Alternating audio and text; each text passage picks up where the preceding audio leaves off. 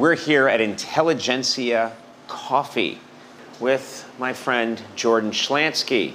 Now, Jordan, you consider yourself a bit of a coffee expert, do you not? I enjoy coffee. You enjoy coffee.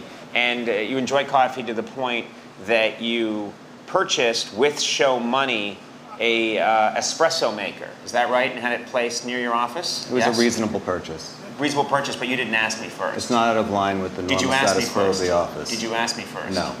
Anyway, we've established the point that Jordan stole from me and bought an espresso machine.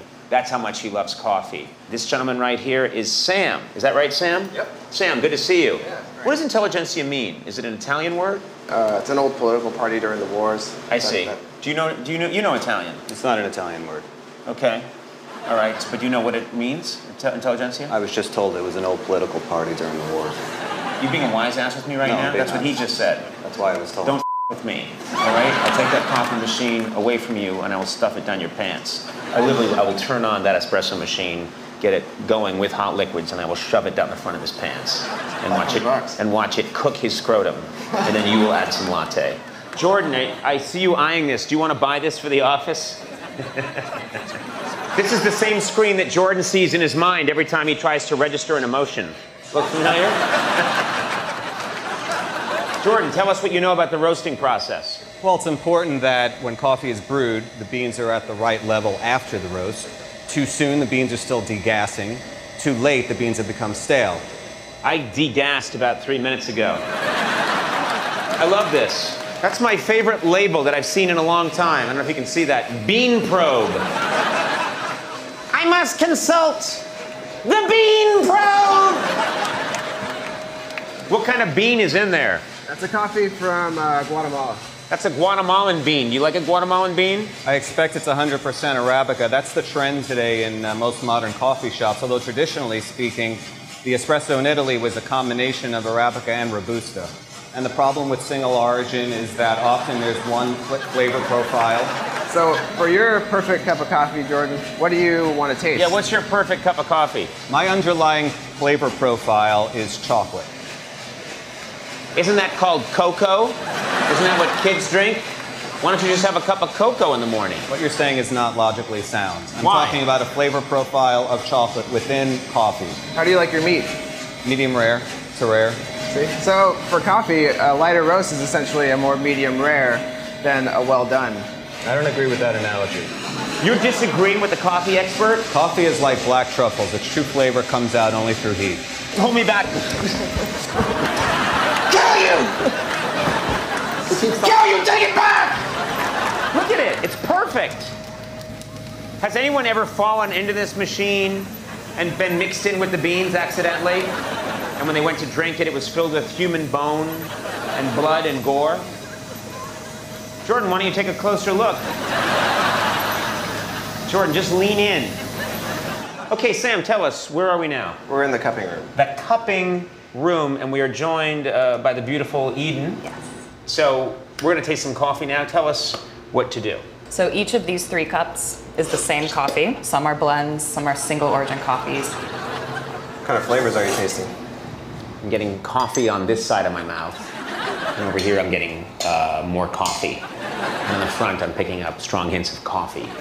What are you getting, Jordan? A is fruitier. Are you getting a Guava. mango? Getting a guava? Mango, papaya. What else? Papaya. Papaya? How are you getting papaya? I'm definitely not getting papaya. And you're not getting papaya. You know what? You're having a small stroke. That's what's happening. We have to get you to the hospital within the month. I'm really not rooting for you to win. Do you have a standout favorite, either of you?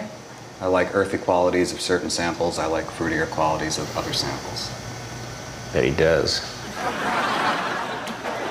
Where do you guys stand on, like, putting a flavoring into the coffee? This is one that I enjoy. It's chocolate chip cookie. We put a lot of effort working with our producers, and then Sam does his wonderfulness roasting. So we typically find that the chocolate chip cookie overshadows the effort. This is my favorite right now. You see? I'm getting milk, and I'm getting chocolate chip cookie. Just try that, please. I'm not interested. Have a sip.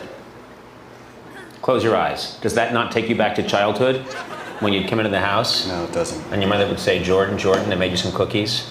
And then she'd pause and say, why don't you ever make eye contact with me? Get out, you freak. The cookies were made with monoglycerides.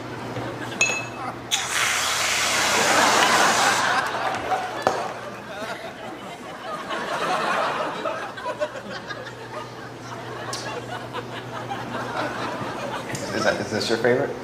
This might be my favorite. Yeah, you know what? Hold on.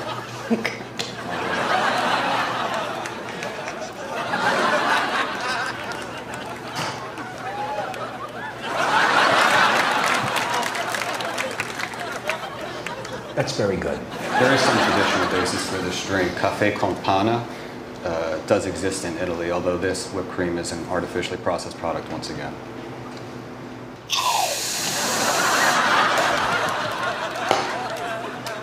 What were you saying? This is artificially processed and overly sweet.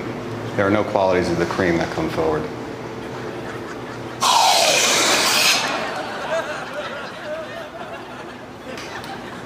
I inhaled a lot of the gas propellant. I have to assume that's dangerous as well. I think you'd be fine. It only affects, humans. You're good. I think the real art of espresso in particular as a method of preparation is not so much in the terms of the bean itself, but in the preparation of the bean. I take issue with the way a lot of coffee bars in the United States prepare their espresso.